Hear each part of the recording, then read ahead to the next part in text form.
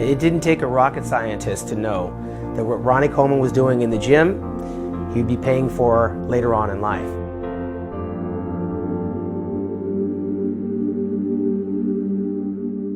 Coming to you live from Ronnie Coleman Recovery Center, giving you an inside look at what I go through on a daily basis on my quest to walk again. Well, I've been on these crutches now for they've been longer than 2 years, you know. After a while, you know, that can be very discouraging. Time don't stand still, it's not meant to. No one stays the best forever. It's not easy what he did. And those are battle scars of all the heavy lifting, all the pain. I saw a guy that just had the willpower and the heart of a complete warrior. You know, after a while, you be in pain so much, you kind of get used to it and you just kind of learn to block it out. The warrior's mentality, you know, he's a warrior. Well, I think this surgery is something that's really going to help me out a whole lot and maybe put me back on track to being normal and get rid of these crutches and be able to walk on my own without assistance. You can't be afraid of it, and I know when he went to the gym, I know he didn't have any fear in his body. I've lived and this is the life I've chosen, and I'm not, you know, ashamed of it, and I'm not going to hide it. We remember the top of the mountain. We remember the top of the mountain.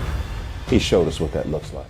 So I know a lot of people out there, I mean, all on my comments, people say, oh, he's on the fucking juice. Oh, he does juice. He probably does steroids and growth hormone. Do you want a fucking medal for figuring that out? You want a good job?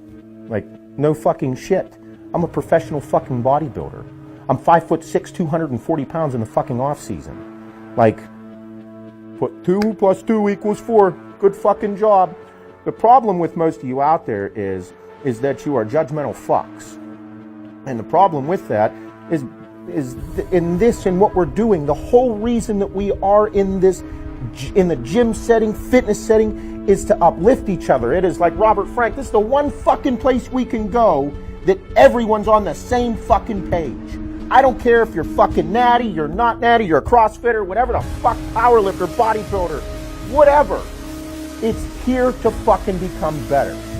That's the one fucking place you can go as a fucking place of just uplifting greatness.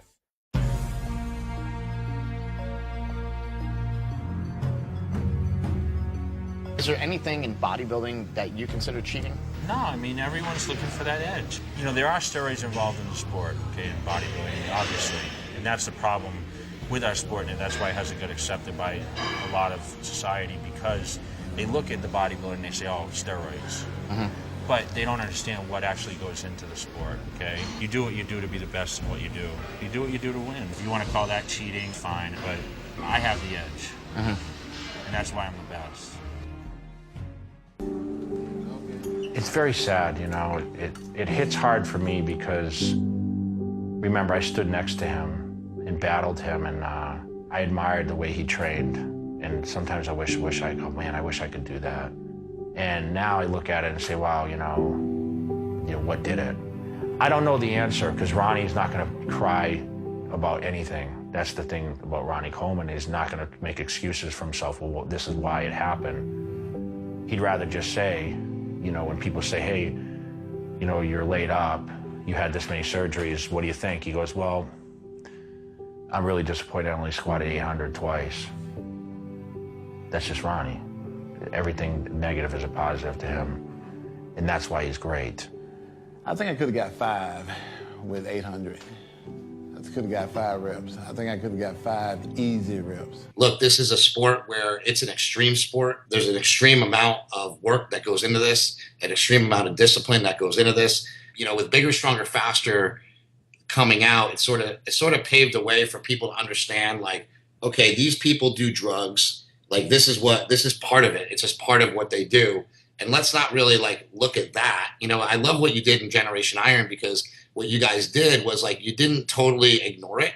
You like had that part with Jim Stepani in there where he like explains it in a way that sort of takes it off the table, which is nice, because like, let's not focus on that, because that's not what this is about. This is about how hard it is to live inside of a sport that is a 24/7 adventure. I mean, like bodybuilding is 24/7, 7 days. You know, you can never stop. And I think that's what your film more focused on, was like the sacrifice and dedication. And my film focused on, you know, the drugs and the ethical use of the drug use. So I feel like what the films both did was sort of pave the way for people to understand our culture of fitness, bodybuilding, you know, because it's all kind of the same. We all come to this for the same reasons. I think we all are drawn to any of this stuff because in some way we felt like we weren't good enough. We felt a void in our lives that we weren't maybe good enough. And so we go to try to be the best that we can be. And a lot of times in bodybuilding, powerlifting, strongman, whatever these sports are, these muscle and strength sports, they have to be extreme. It's an extreme endeavor. Ronnie, he had a goal in view. He wanted to be the #1 bodybuilder in the world. But of course, eventually, with the massive weights that he was lifting, those discs can many, many times pay a pretty heavy price.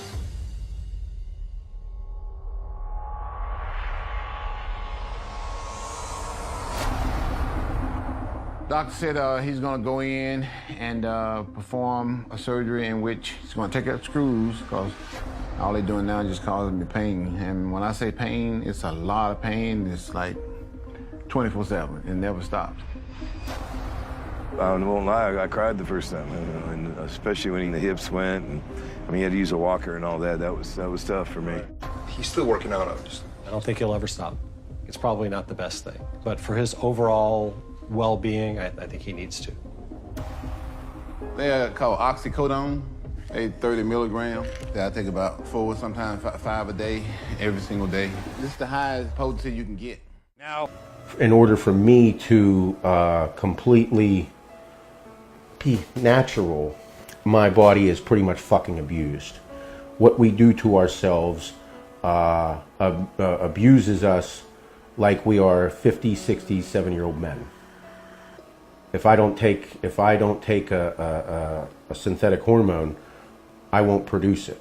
I would have to go through extensive therapy to produce it on my own, and even then, probably not. I knew that going into this, motherfucker, and that's why I say personal decision to all you stupid bastards out there. You need to fucking understand the severity of this. Fuck your shit up. Take years off your life, you know?